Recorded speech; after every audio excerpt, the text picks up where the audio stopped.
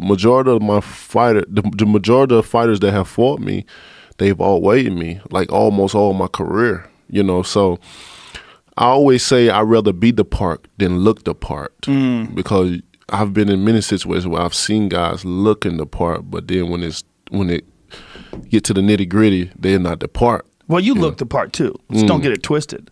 Right. You look like a giant Tommy Hearns. Yeah. You know, when Tommy was in his prime, it's just it's what makes sense though is that you keep that power in the 12th round. Whereas those bigger, heavier guys, maybe because the blood's got to push through all that extra muscle and all that extra body tissue, maybe they can't keep that power the way you can. Because in the 12th round, first of all, I don't know how the fuck he got up. I do not understand. I remember watching it on TV. I'm like, wow, he knocked him out in the 12th round. That is crazy. Right. That is crazy.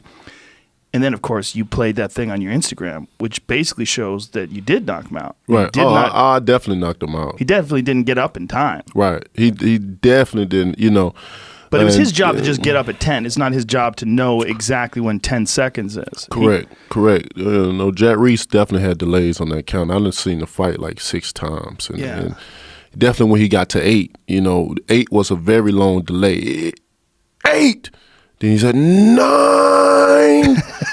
You know, like I said, 9 out of 10 judges would have waved that off, you know, easily, especially when you've seen a guy eye roll in the back of his head and him hitting the canvas and his whole head meat penetrated, like it started getting tight. The muscles in his head is getting tight in the back, and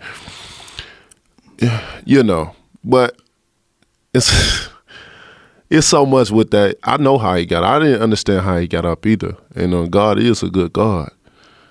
Well, he believed it. That's what he believed. He believed it. Yeah. I mean, look, he got up, man, and he got up and he boxed well. Yeah, he recovered.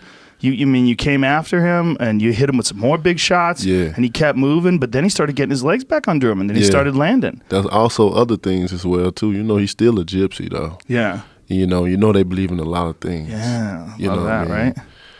So yeah, you never know. You know, it was a fucking phenomenal fight, though, man. It was epic. It was epic. I was amazing to watch. Most definitely. I watched it by myself. Yeah. My family was gone. They went out for the day, so I was like, "This is great, just me."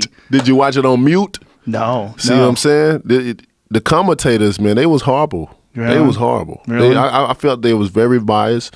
It was a lot of things they was pointing out what Fury was doing, but not a lot of things what I was doing. It just. Even when I knocked him down in the 9th round, they had all this to say. But when I knocked him down in the 9th round, it was so quiet. And it wasn't even a devastating knockout. You know, I was getting hit behind the head, but they wanted to call out me hitting him behind the ear. But how many times I got hit behind the head never was revealed. It was like even just this whole, you know, build up to it. You know, he sold his story. He sold his story to America. And, you know, any comeback sport, it deal with emotions. You know, right? People got emotionally tied to it. A lot of people could relate to his story. You know, certain things I could relate to, and then you know when you capture, you know, the world and you capture people that get emotional involved, they want you to win. Right. You know, just because of the story, I want them to win and stuff like that, and the commentators, you know, especially Paulie,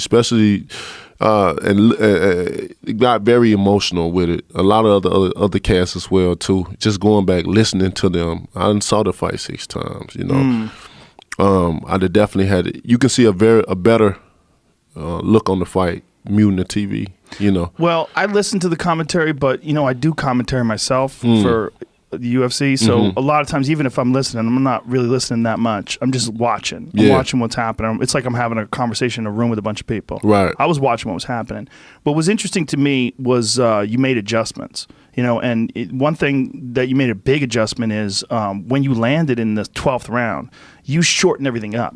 You shortened that right hand up. It wasn't a winging punch at all. It came straight down the pipe, and then that left hand behind him, and the fucking timing, because he was already going down. Correct. You already hit him clean. He's going down. Then that fucking left hook, man. Yeah. Woo! Yeah, it was crazy. That was what was really crazy that he got up from, because you snapped him around like The Exorcist. It was nuts. When he went flying and then flatlined and laid back, I was like, it's over. I can't believe he knocked him out in the 12th fucking round. Because all fight, I was saying, all this guy needs is one punch. Like, you got that scary, creepy power. And then, boom! You could say that all day long, but if it never lands, it doesn't mean anything, right? Correct. But then it landed, and the way it landed was like, holy shit. I told Fury, I said, you're going to have to be perfect for all 12 rounds. Yeah. I only have to be perfect for a couple of seconds. Yeah. And that's one thing that I did hear the commentators say. They said that he's proven that he doesn't have to be perfect because he got hit. But I was like, but he didn't get hit clean. He got hit one time, like pretty solid behind the ear. But the big one was in the 12th. I mean, I'm so impressed with both things, with you being able to land like that and with him being able to get up. Right. That was probably one of the best heavyweight fights I've fucking ever seen. It was a lot of pressure on me that night. You know, I'm sure. Just the heavyweight division has been dead for a long time, and then we started with last year or something. Just started really just progressing, and people started to talk about it.